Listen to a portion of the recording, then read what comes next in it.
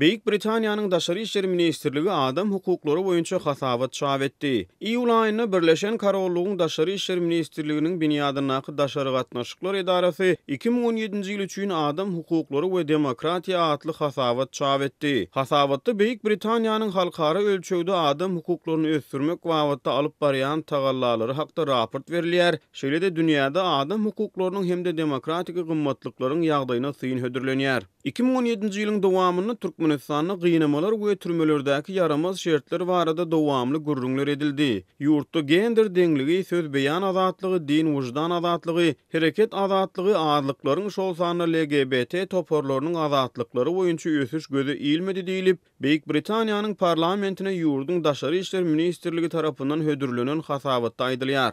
Şeýle-de onu Türkmenistanda geçirilen prezidentlik saýlawlaryna saýlawçylara çäkli dalaşgar mümkinçiliginiň hödürlenenligi bellenip geçilýär. Adam hukuklaryny goraýjylar esasan ýurduň daşyndan iş alyp barmaga dowam etdi. Türkmenistan adam hukuklary boýunça telim halkara konwensiýalara gol goýdy we olaryň talaplaryny kanunçylygyna girdi. Ýöne olaryň iş ýüzüne durmuşa geçirilmegi yaramazlygyna galýar ýa-da düýbünden berja edilmeýär diýilip, şa aýalyň tawşyrygy bilen parlamente hödürlenen ýazgyda aýdylýar. Hasabatda Türkmenistanyň adalatçynyň wezipä bellenmegi we Türkmen hökümetiniň bozgurlaryň hukuklaryny goramakda BMG-nyň adam hukuklary geňeşine hödürlen Türkmen deklarasiýasy oňyn ädim hökmüni agdalyp geçilýär. Hasabatda Türkmenistanyň 2017-nji ýylda Ýewropada howpsuzlyk we hyzmatdaşlyk guramasynyň adam ölçeglerini berja etmek boýunça geçiren duşuny gatnaşmanlygyna gynanç bildirilýär we inniki ýygyna gatnaşmaga çagyryş edilýär.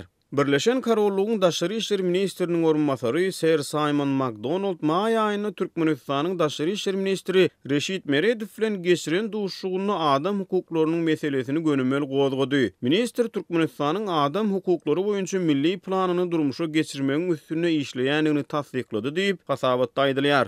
Onun aýdylmagyna görä Türkmenistanyň adalatçysyny ilkinji gezek baryp gören daşary ýurtly ýokary derejeli resmi Beýik Britaniýanyň Daşary gatnaşyklar edarasynyň ýolbaşçysy bolup durýar. McDonald Türkmen adalatçysy bilen geçiren duşugyny oňa Birleşen Kararlygyň goldawyny hödürläpdir. Türkmenistanyň daşyndaky hökümeti değişli bolmadyk guramalar tutsawlykda saklanýan 80-den gowrak adamyň ykbaly barada maglumat soramagy dowam etdi. Olaryň aglawasy 15 ýyl mundan ozal tutsaw edilenlerdir. Mart aýynda Ýewropa Birleşigi adam hukuklary 2017 duşugynyň öňü syrasynda Türkmen hökümetinden bu tutsawlyklaryň käbirlerini täze gozgulan işleriň käbirleri bilen bir hatarda täzeden gözden geçirmegi sorady. Türkmen hökümeti muňa jogap hökmüni az sanly adamlaryň atlaryndan düzülen sanaw bilen jogap berdi. Ýewropa Birleşigi Türkmen hökümetini ähli adamlary ýitirmedilmelerden halas etmek boýunça halkara konwensiýany tasdiklamaga çagyrdy. Türkmen hökümeti gynamalary inkar etmäge dowam edýär. Ýöne munyň bilen bir hatarda gynamalara garşy konwensiýanyň hökmany bolmadyk protokoluny goşulmaýar diýilip hasabatda aýdylýar. Hasabatda aýdylmagyna görä Aşgabatdaky daşary ýurtly ilçiler şol sany Britaniýanyň ilçisi ýanwar aýynda daşawuzdaky aýallaryň tutsawhanasyna baryp gördü. Gaýta-gaýta edilýän haýyşlara garamazdan odan nepedäki türme baryp görmäge ruhsat berilmeýär. Türkmenistanyň garaşsyz media ýok, hemde döwlet daşary ýurtlaryň neşirleriniň ýurtda satylmagyny gadagan edýär. Häkimetler sosial media ulgamlarynyň aglawasyny şol sany Twitter, Facebook, LinkedIn, WhatsApp we başga da köp sanly internet saýtlaryny petikli saklaýar diýilip hasabatda aýdylýar.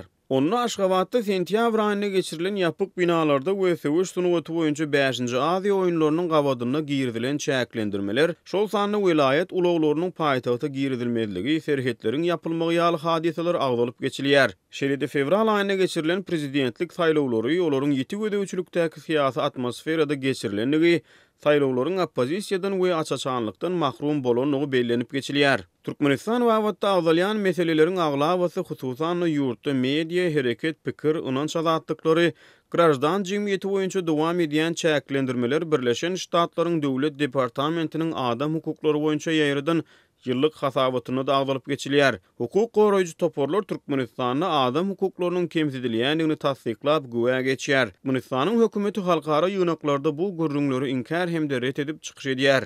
Adam hukuklarynyň